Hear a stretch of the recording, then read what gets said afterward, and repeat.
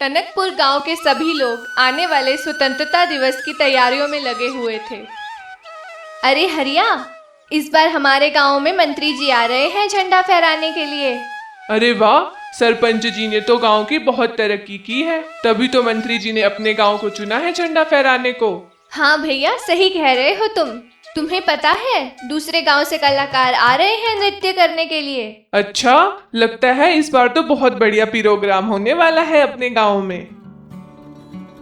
अच्छा भैया, क्या इस बार अपने गांव में प्रोग्राम होने वाला है? लो, अब तू भी पूछेगा प्रोग्राम के बारे में। चल जा यहाँ से, आया बड़ा प्रोग्राम वाला। मुझे तो कोई कुछ बताता ही नहीं है।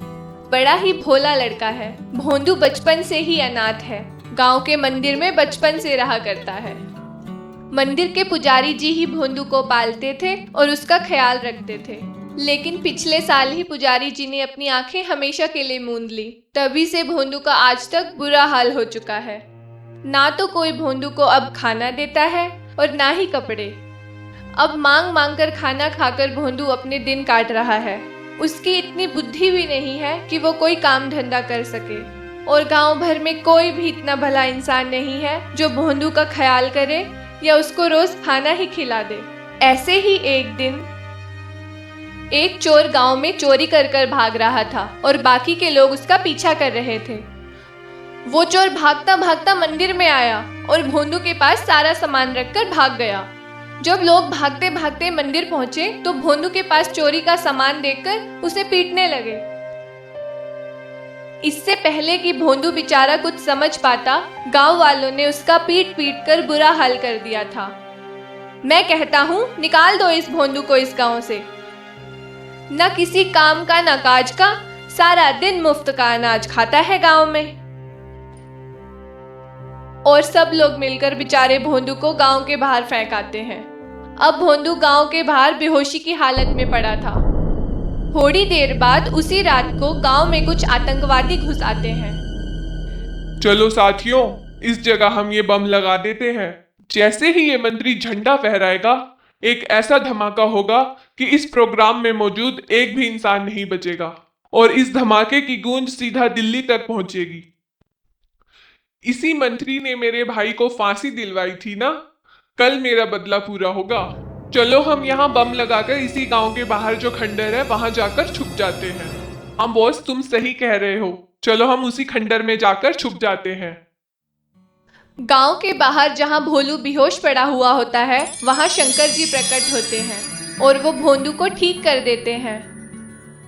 अब भोंदू एक समझदार और शक्तिशाली लड़का बन चुका था। हे भोलेनाथ, मैं धन्य हो गया प्रभु जो आपने मुझे दर्शन दिए। मैं तुम्हें एक वरदान देता हूँ बेटा, तुम जो चाहे मांग सकते हो, लेकिन ध्यान रखना तुम्हारी सिर्फ एक ही इच्छा पूरी हो सकती है। इतना कहकर भोलेनाथ वहां से अंतर्ध्यान हो जाते हैं। तब भोंदू अपनी गांव की तरफ वापस आने लगता है तो वो सोचता है कि चलो मैं रात भर यहीं पेड़ के नीचे सो जाता हूँ और सुबह जाकर गांव वालों से मिल लूंगा। तभी भोंदू को खंडर के अंदर से कुछ आवाजें सुनाई देती हैं।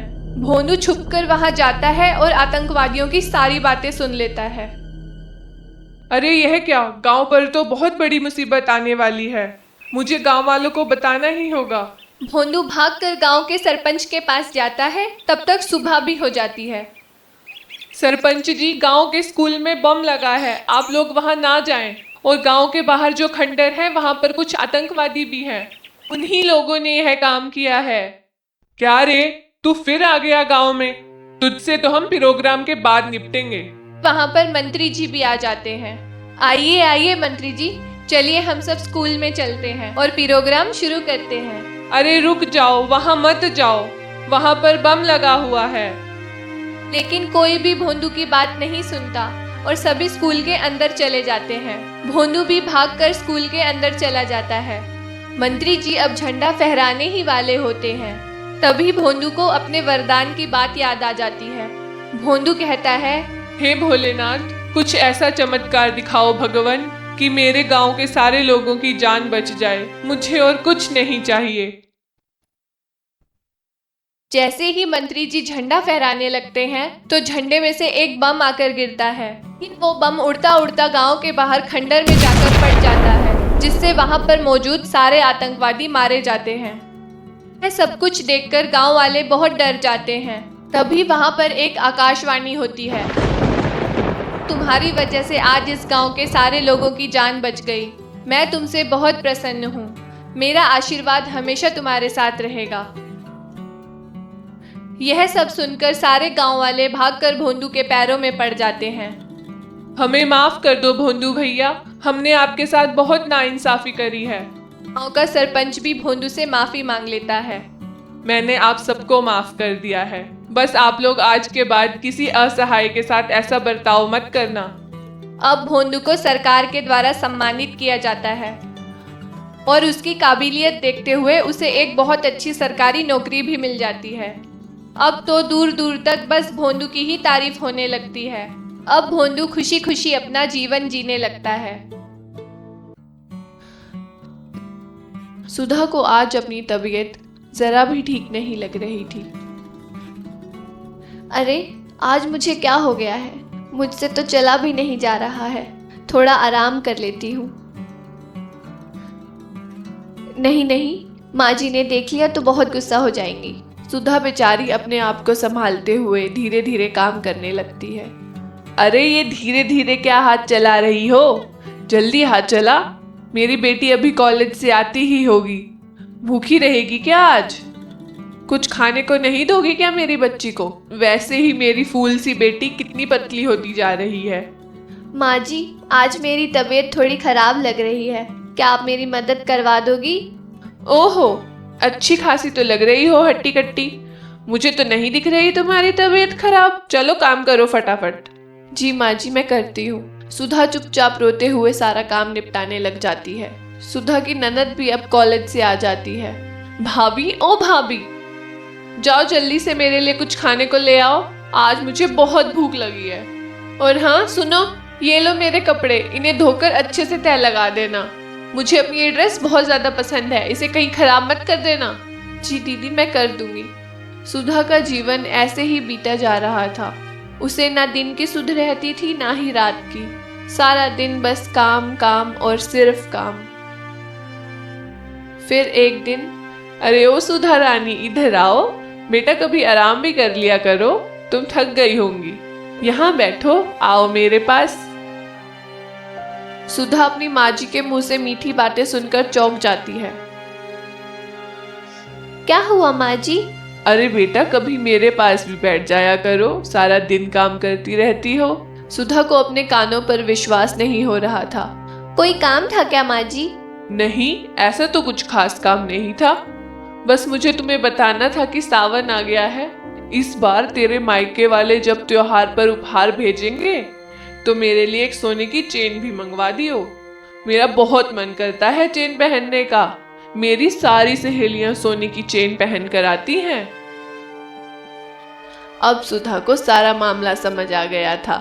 लेकिन माँ जी, आपको तो मेरे बापू के हालात पता ही है ना, और अभी तो छोटी की पढ़ाई भी जारी है। बापू को उसकी शादी भी करनी है। वो कैसे आपकी मांग पूरी करेंगे? तभी अनु भी कॉलेज से आ जाती है।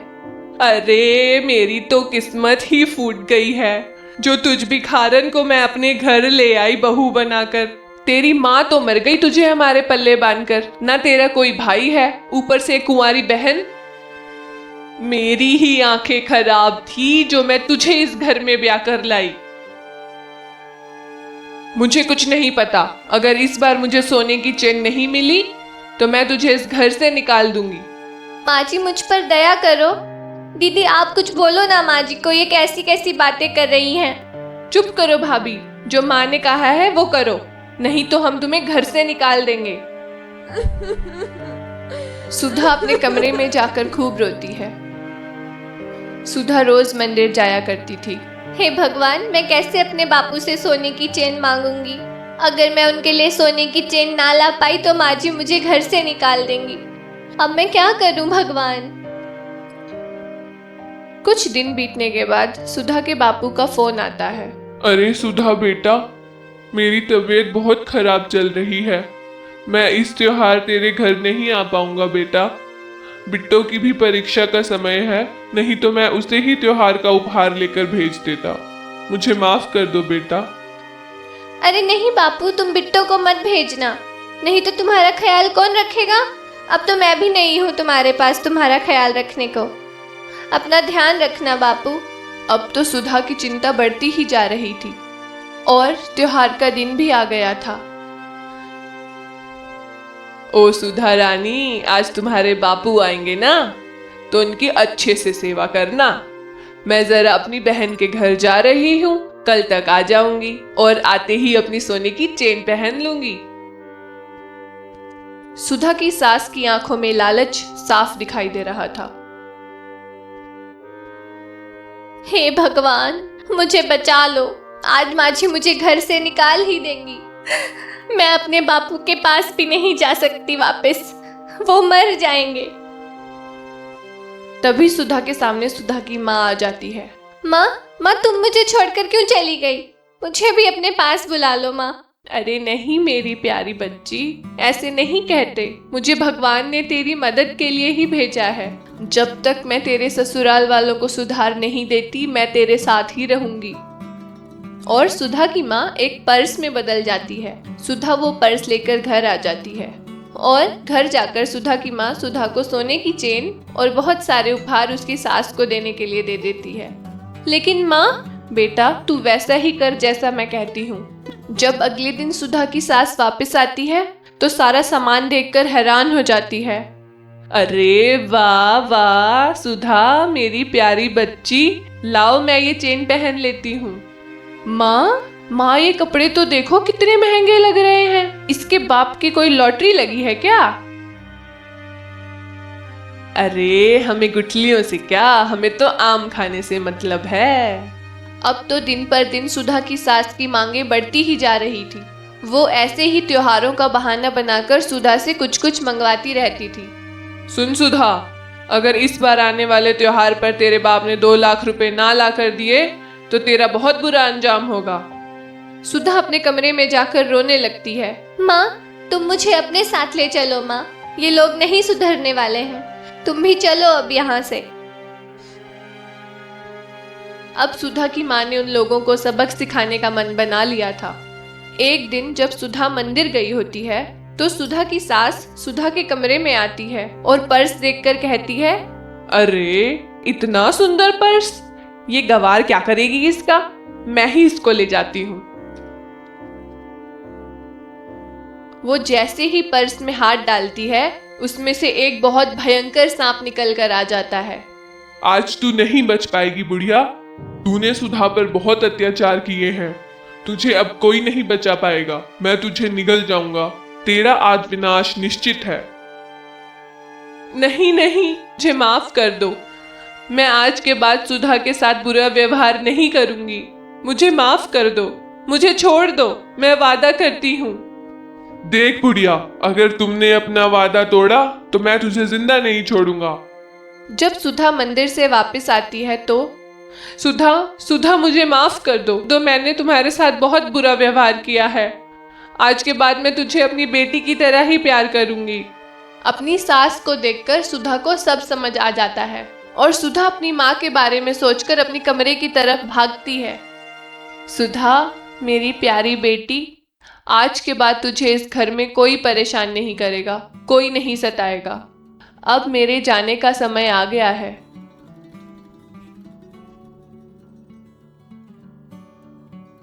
भगवान ऐसे ही अपने भक्तों के कष्टों को हर लिया करते हैं। ऐसी ही और स्टोरीज के लिए ये चैनल सब्सक्राइब करना ना भूलें।